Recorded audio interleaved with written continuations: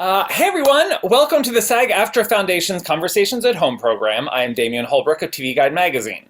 Now, without further ado, it is my pleasure to introduce actors Patricia Clarkson, Brendan Gleeson, and Esco Jouley of State of the Union.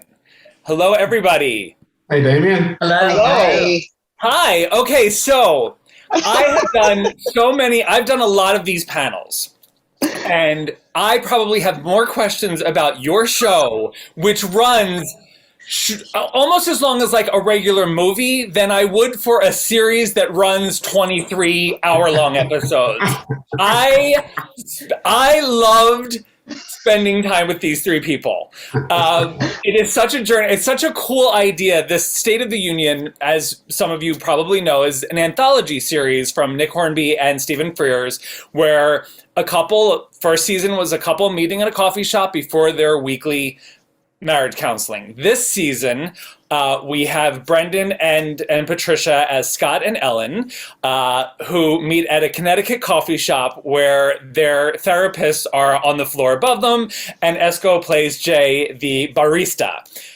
And I just have to jump into it because first of all, it's such a great idea, and every episode is 10 minutes long.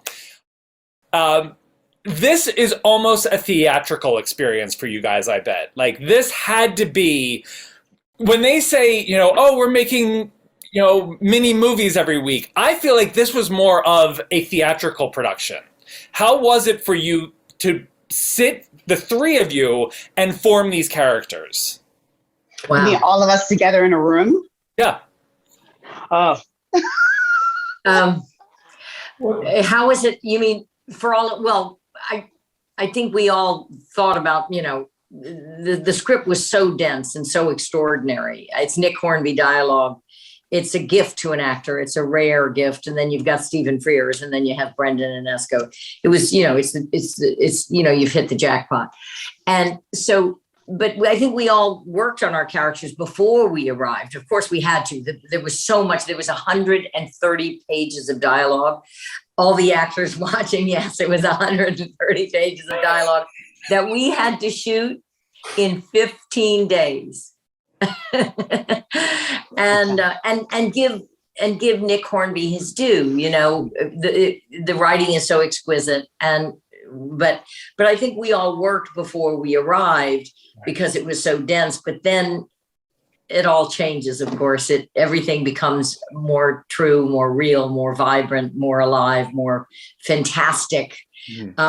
Once you're actually in the room with Brendan Gleeson and Esco Jouley, everything takes on a different timbre. And that's the beauty of what we had, So yeah, it's an interesting question about whether it felt more theatrical than filmic, really, and it was very much a hybrid. There are lots of platforms now that are giving birth to hybrid forms, whether it's filmed theatre or theatrical filming and everything in between. So it was in the middle of COVID. It was prior to vaccines, so there was a big bubble in there, very kind of an intense sort of siege, really, in terms of, and then there was an extraordinary opportunity with this writing. So the rehearsals, we had 5 days where we kind of did chew over it. A lot of times in film you won't get that freedom, and so that was very theatrical in the sense that we all have theatrical experience, and we have examined the dynamic of characters in that kind of rehearsal space before. The set was very limited, so there was a certain theatrical feel to that's for sure. But Stephen Frears is a film director, and so there was a filmic quality to it, and that was very important for me in terms of the intimacy of film. That's that you want to examine. So with regard to the finer moments, and with regard to subtlety of the conflicted nature of the way these people were feeling, they were not feeling just one way. There was all sorts of conflict going on within the characters themselves. So that for me was kind of filmic in the way the intimacy of it. But it had the beauty of a theatrical experience too, because it was almost live. We were doing it so quickly. Right. that it was almost happening in real time. You know, they're huge chunks in one shot, and then you would go back and so it was a blend, wasn't it? Really? Yeah.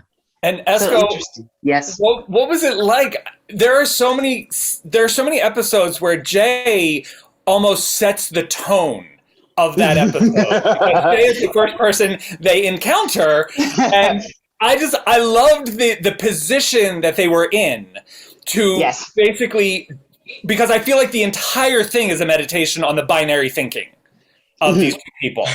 Yeah.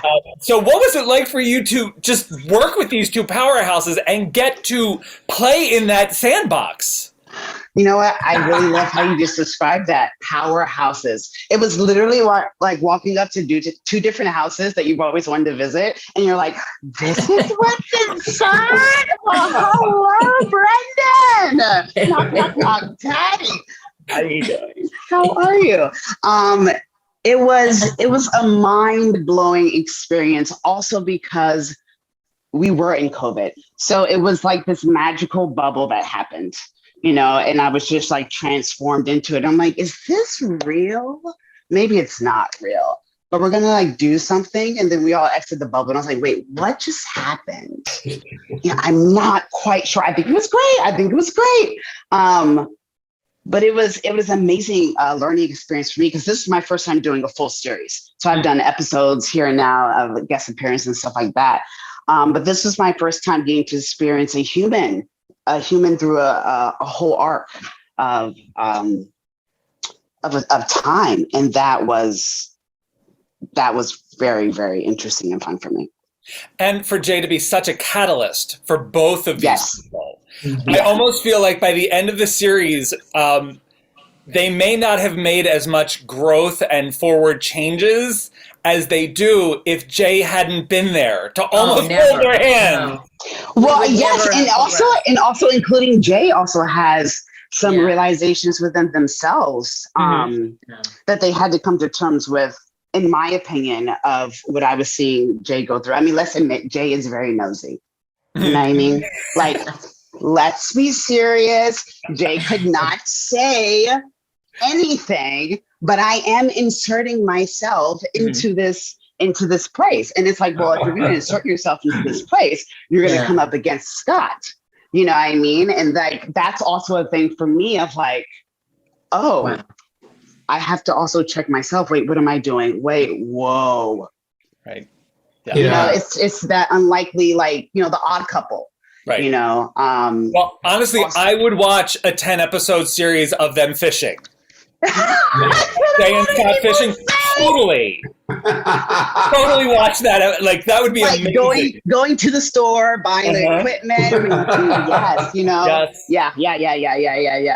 And now, Brendan, what is interesting about that, though, is that, you know, it just struck me there, and it's a kind of, you're right about being it's basically a non-binary thing with theater and film too. Right. So everything is buying into that. Yeah. So, but the idea that what was brilliant about the writing, really, and, you know, in terms of what Esco was bringing to it as well, and obviously, you know, myself and Patty we had our duel, and we had this kind of, you know, we were in this canoe. Esco's involvement in it meant that Jay was a catalyst, but also that if there is to be a crossing and a growth, both sides have to do it. All three people had to at some point stop talking and start listening, and that was what was the central thing to it. Really was in terms of the growth that was happening. It was happening because people were genuinely open to listen and to learn, and had a genuine curiosity about what was going on, and that the people were all flawed. Mm-hmm. And so there were no saints and sinners. Everybody was a saint and a sinner. And it was, so the blend of humanity that was in it was pretty special. So it was lovely. I think, you know, Esco spoke about it, that he had to learn. He had his own things going on too, that he had to examine, you know. So all attitudes were on the table, if you know what I mean. As you're tackling 130 pages of Nick Hornby in the middle of COVID, sequestered, but you know, taking on this, you know, kind of mammoth project with, the great Stephen Frears, the one and only. But I think as actors, the three of us were there was the change coming over us. Yeah. As actors. We had to realign and we had, I've said it, I had this experience, I think made me a better actor. I had to be better. I had to rise to this occasion. And we all did. We really did. We had to suck it up and be prepared and be ready. And, the depth and breadth and the beauty of these parts, they're rare in our world. And Brendan and I have done so much work in our lives, but here we are at this age and offered this incredible moment in our careers. And well, I think as well, there has to be an element of, selflessness in the creative process too. So that, so there was real debate and there was real give and take with regard to, the push and pull of various characters' demands and all that. And all three of us knew from a very early on that we were in a trustworthy relationship with each other, and that we were genuinely trying to make the work better. At all times, and sometimes, we could go full on and argue our case for whatever way we felt something was going wrong, or where something emphasis was a little bit unfair or whatever, because it was allowing us to grow within it. And I think it should be the basis of all projects. But as Patsy's saying, you don't get them every day. You don't even get them every year. You don't even get them every 10 years necessarily. Yeah. So for that kind of degree to be in there, and then Stephen, who was so facilitating of what was happening, it was a kind of we were genuinely searching for truth in it. I was thinking that watching it was, because there is that thing of like actors of a certain age, you start longing for great roles. They start going, and I was watching, I was like, oh my God, 20-year-old actors and 30-year-old actors would kill for these characters. Like, these are great roles. And Patricia, you've always brought so much like this quiet dignity and grace to every role. And I love the idea of a lot of times when we see Ellen coming in, she's coming from yoga, which means that she would be in a centered place. I hate yoga. Anyway, but I learned.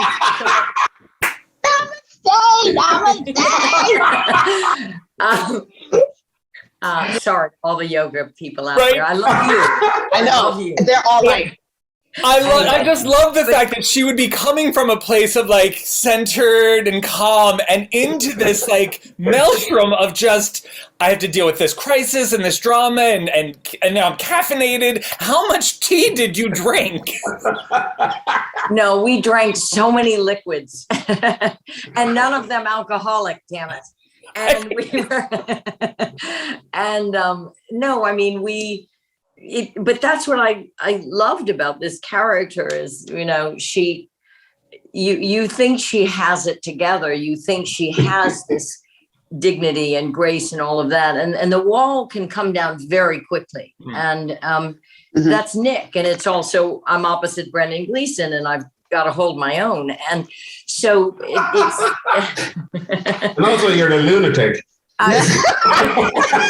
No, let's be clear. Both of you are, okay, including myself, and that's why it works. We're all a little crazy. Yeah. But it was a beautiful journey.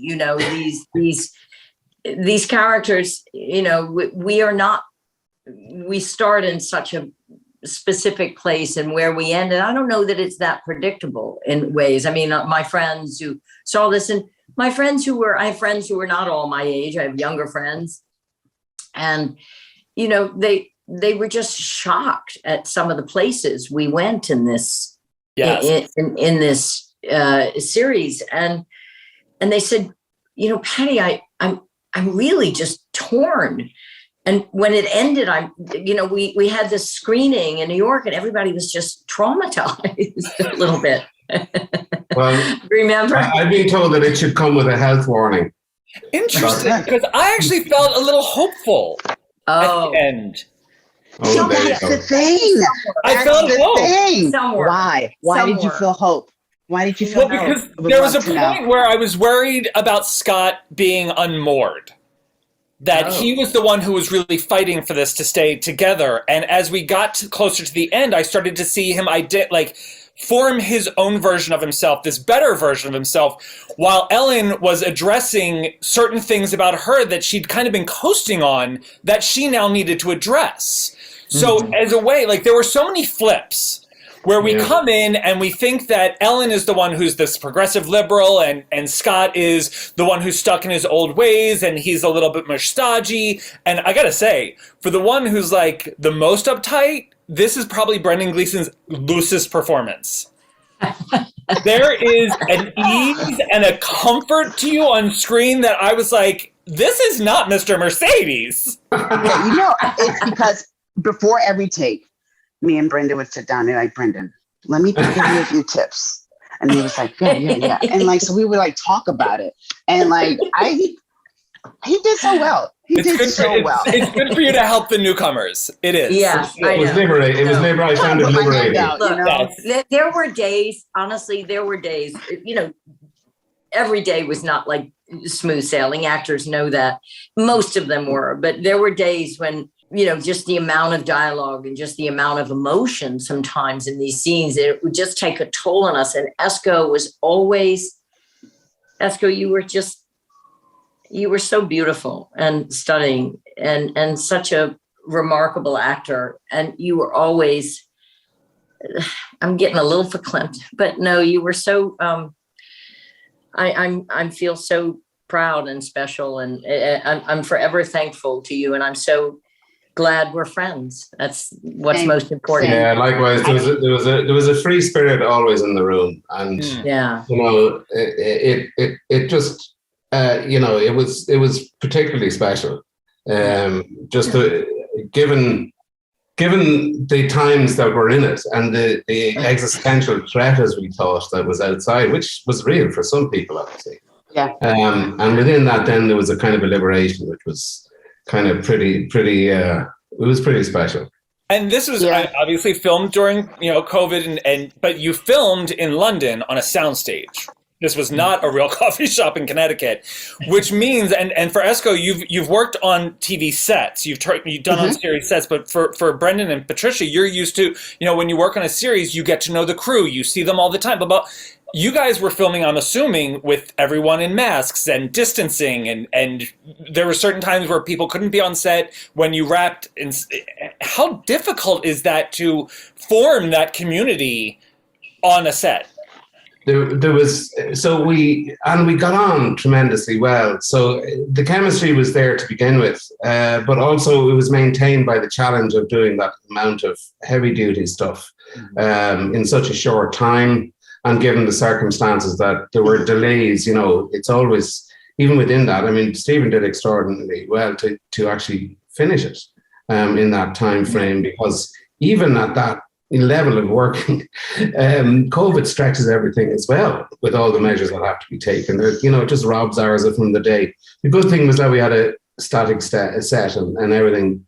So, we varied where we sat, but that was about it. But, Esco would, of course, arrive as a different manifestation of Jay every.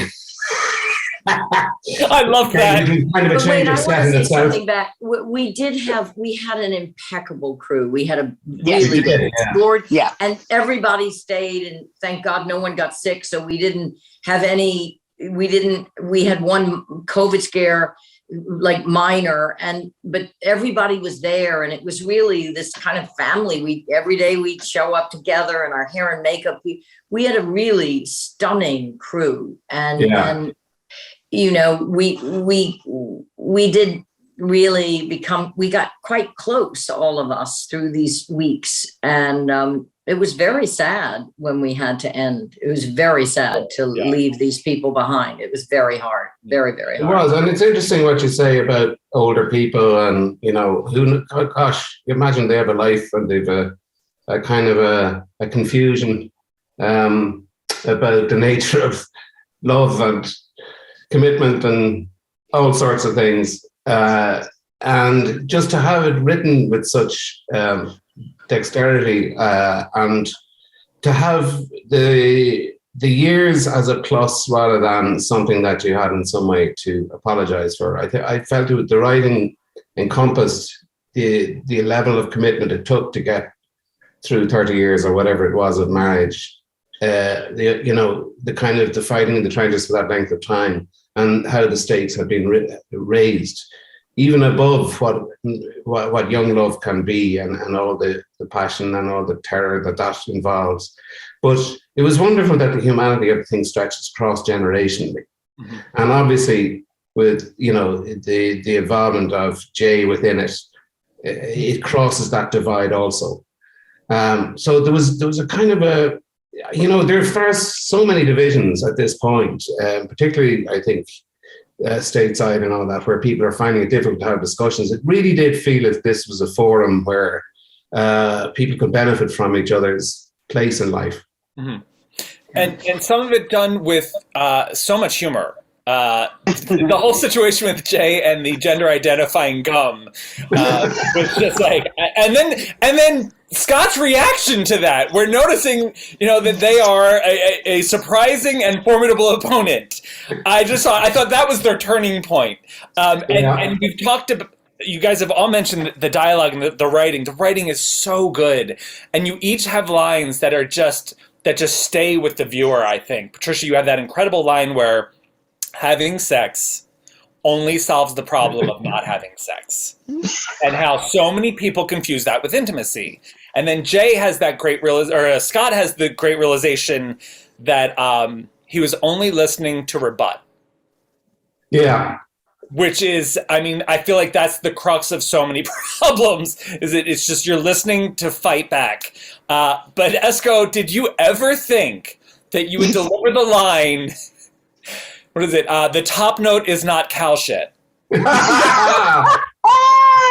top note's not cow shit. It's just there were a lot of lines in this little series that I was like, I feel like the luckiest person in the world. One of mine was people driven, demented by ambiguity, and I was like, there you go. Come on, Jay. You just taught me so much in that one sentence. I was like, yes, just the not knowing of anything. Like, it's not just about me, but it's just anything that's just, you just don't know. You're just like, what is it? And it's just like, yeah, you can be really obsessive about just new things and not knowing. And that's just life though, And again, that's the thing that sets the tone, where Scott has to say he doesn't like not knowing.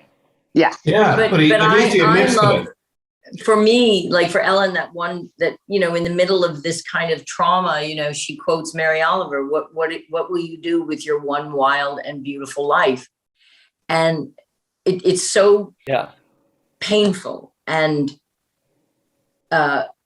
illuminating it, me, Patty, I'm thinking to myself, what are you doing, Patty, with your one? I had that written down. Life? That was one of my questions, was for all of you, when did you realize that this is what you wanted to do with your one wild and beautiful life?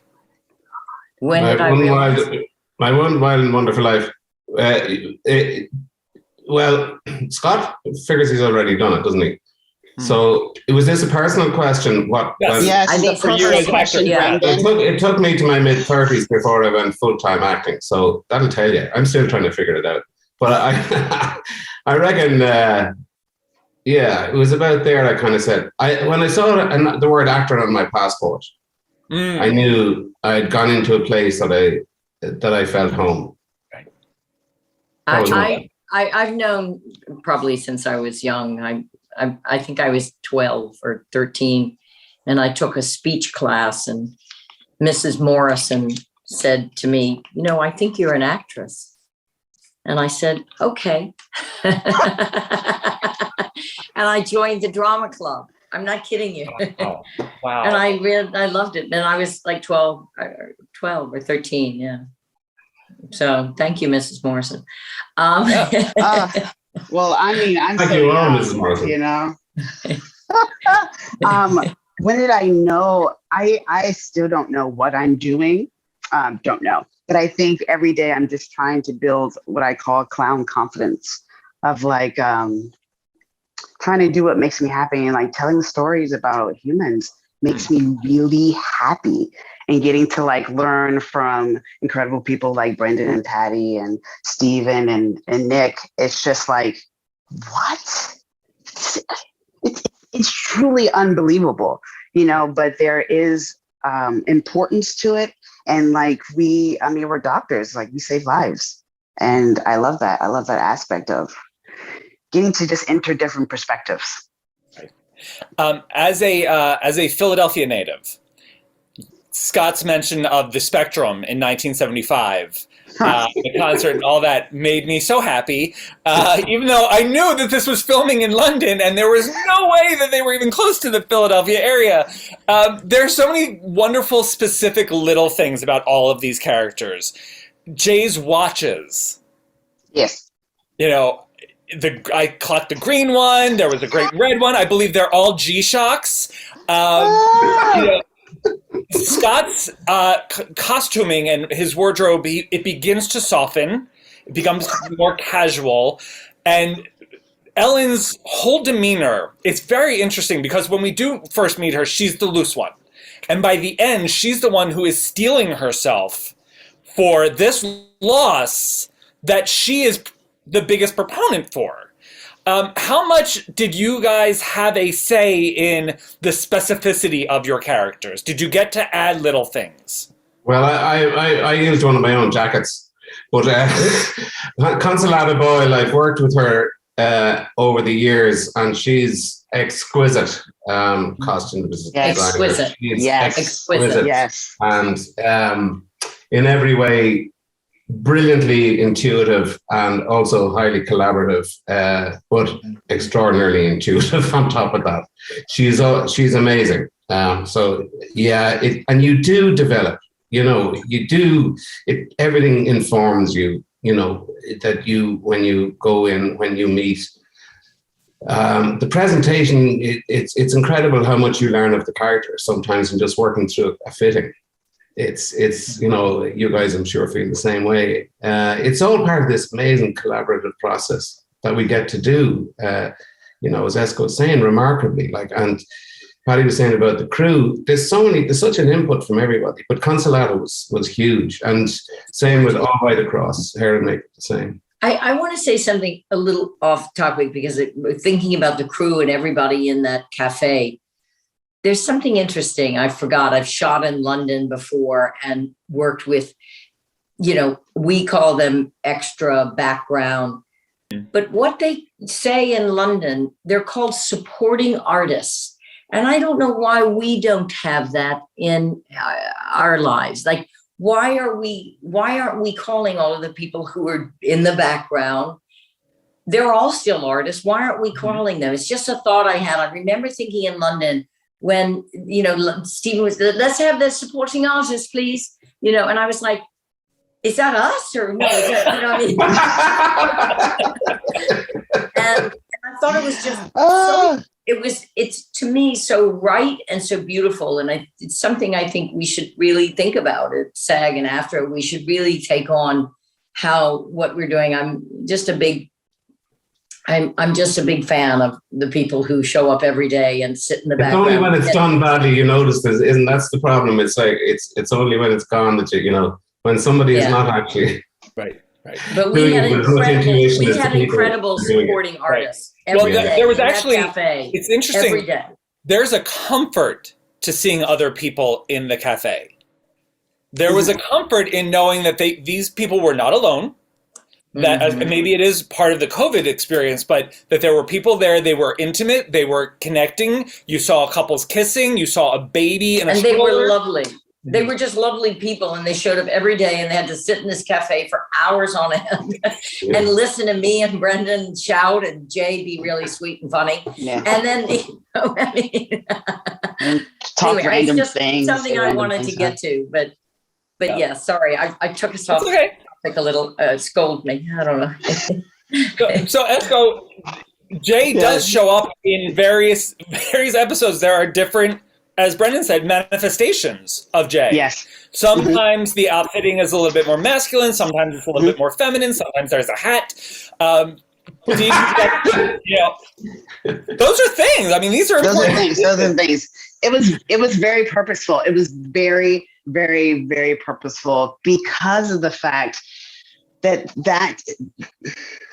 that's how I was finding out how Jay differs from me. And I was like, Jay explores clothing and sees that as a way of living each day, just messing with people as a tool. And I was like, it's very important for me to let that come out every day. And I love my makeup artist, Katie. I was just like, we're just going to talk about it each episode and be like, what with Jay? This is what the scene's about. Yes. Black lipstick. Let's go. Right. And like we would dive in, but the creative team really I was like, I'm not going to really know because I only can focus on one episode at a time. So I can't give out number 4, but when I get there, I'll let you know what I'm feeling. And that was fantastic. And I loved it because of the ambiguity line. And also just when you first meet Jay, there's a question of, so your name's Jay. And I was like, oh, this person is a chameleon. This person is a chameleon. Let's go. Even just Scott asking, is that an initial? And it also it speaks to at that time Scott's kind of inability to pay attention to certain details because Jay is wearing a name tag that spells out the name. Yeah. And he still asks, is that an initial? By the end, of course, where we get to is totally beautiful. And I honestly just love these 3 characters together. And almost to the point where, Patty, where you say at the end that you want to work on making sure that Scott stays in your life, I almost wanted you to turn around and say it to Jay, too. So did other people. But everybody assumes that unless I go off to, live somewhere else, I mean, that Jay will always, give a seven figure sum to sofa guy. Yeah. All right, already. Leave the sofa guy alone. Well, it's interesting. He had great sex. Sorry. So there's an episode where you come in and Ellen is clearly in a very negative headspace, which I love Scott's whole thing of like, I don't have spaces. I don't have a place. I don't come from places. I'm not complicated. But Ellen comes in a very negative, angry place in one episode. And it's actually very jarring because we're not used to that. We're used to her being the kind of like the peacekeeper. And then there's an episode where you both meet up and you've clearly had a very good night the night before, which leads to a great conversation and a great realization. But all of that, I mentioned earlier about the flips. We meet, Ellen, we see as this progressive liberal. We see Scott as this, a little, stuck in his old ways. And then Jay, who, we immediately find out is a non-binary, asexual. And yes. So then you think, okay, well, Jay is the one who's just, and I believe that this is also the binary thinking of a viewer, whereas like Jay is the freest one. Yeah, it was. I mean, I mean, as whoever I am, I don't know. I think I'm a unicorn now. Jay also taught me stuff, and like I feel vice versa. I'm not perfect in my way, and if I have had so many different experiences, but you just really start to clearly see how we all have something in common and that we're human and we're trying our best. Right. You're more often than not, you're going to come across people who are trying their best. And if you can, not saying that you have to open yourself up a little bit, maybe you can go fishing. Love that. But to each his own, Just when we're talking about terms, not fishing with a P. Right. Yes, exactly. Yes. Now, here's one question. I need to wrap you guys soon, but one thing I did feel, going back to our first conversation about the theatrical experience of this, for filming these sequences, because there are moments of just giant chunks of dialogue. How many times did you just film straight through without anyone calling cut and running the entire scene, through to the end? A lot. A lot. Yeah. We as Patty was saying, we all came prepared up to a fairly huge degree, but of necessity, the first 4 or 5, it began to get a little ropier as you went further down the line. But we were very well prepared, and we would take it as far as we could until Stephen would see that I need to change camera angles at this point. So we kind of did it almost. We kind of had it off verbatim, didn't we? Like in terms of we had huge, long takes, and that it definitely was a theatrical. No, I mean we do masters. We do a master and pretty much get through a big chunk of 7 straight pages or something of a master, and then he'd start to come back in and do close-ups. But we'd often sometimes show up and I was hoping he'd shoot it in pieces because yes, you did. You're like, you can stop here. One day, Brendan, I said, wait, we're gonna. So Stephen, we're gonna go from like the beginning of the scene. And I remember I was like, "Give me my script, give me." I was like, "Oh my god, okay." It was funny because it always felt to me as if you were very hard on yourself, as if you didn't know them. You knew them far better than you were giving allowances to yourself for. I found it very liberating. Like there were times when you just crashed and burned. That's okay. Didn't matter. The point was that we got from it was like we got huge natural dynamic within the swathes of dialogue, because it's all dialogue, but what matters is the journey it goes on, and just having that freedom to be able to have somebody across with you, like Patty, just where it's bang bang bang bang, you get in and the canoe decides to go off to the left and down that tributary and off we go, and you could find out so much on the journey. And maybe we go back to the main river. But like the thing was, and similarly, obviously with Esco, we were right on top of it. For the most part, it got progressively more difficult as it all began to coalesce, and we had to factor in all the stuff as we came to the end. Thankfully, most of it was chronological in terms of the episodes, the way we shot them first. But it meant it was a big stuff. There was a lot of stuff that needed to be brought into the ending. Plus our lines were starting to fray a small bit just from, we'd spend the weekends basically hammering lines as well. So it was kind of pretty full on. We'd get to the weekends and realize, and we'd be like, on a Friday night, we'd be like, and then we'd be like, and then we realized, oh my God, I have to learn 30 pages over the weekend. and I was thinking, oh my God, there's just, where's the bourbon?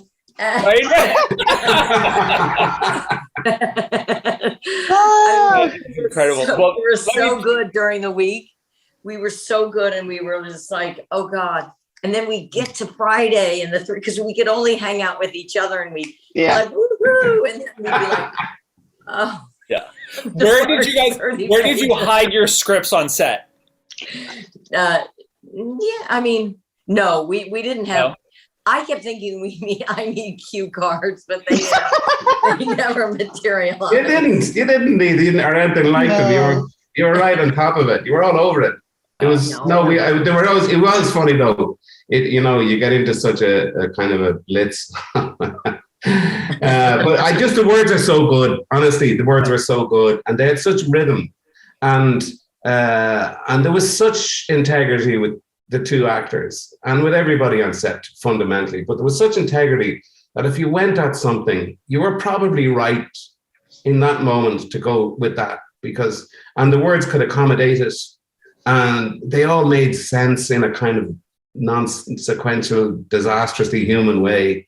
But there was a kind of a beauty and a rhythm to it that made it more natural. It was a really, for me, it was one of the most profound experiences I've had as an actor. And I still, when I think about it, some days I get it's still such a heart storming experience, and to finally leave that all behind, and to have had Brendan and Esco so close, and to know them so intimately at that point, and Stephen and Nick Hornby, and to have to let all that go. That was the flight home from London was one of the longest flights I've ever been on in all my years as an actor. I will say it was one of the longest flights I've ever, just to walk away from that extraordinary, really, very beautiful experience. Well, I can tell you as a viewer, it is an extraordinary and beautiful experience to watch the three of you honestly at the top of your game. And little teeny tiny 10-minute episodes. I cannot say enough about this. I want to thank all three of you. As Ellen would say, we should go. I thought unfortunately, there are no church bells to cue us up. And by the way, don't think I didn't notice how that ends at the final episode. I loved the handoff. I want to thank all three of you. Season 2 of State of the Union is available to stream in its entirety on Sundance Now and AMC Plus. And Conversations at Home on behalf of SAG-AFTRA Foundation. I want to thank you for sharing your experiences, process, and craft with your fellow performers and with your viewers and your fans. Thank you all three so much. Brendan, Patricia, Esco, have a great day. Thank you so much. You're so fantastic. You too. Thanks, David. That was great. Thank you. Take care.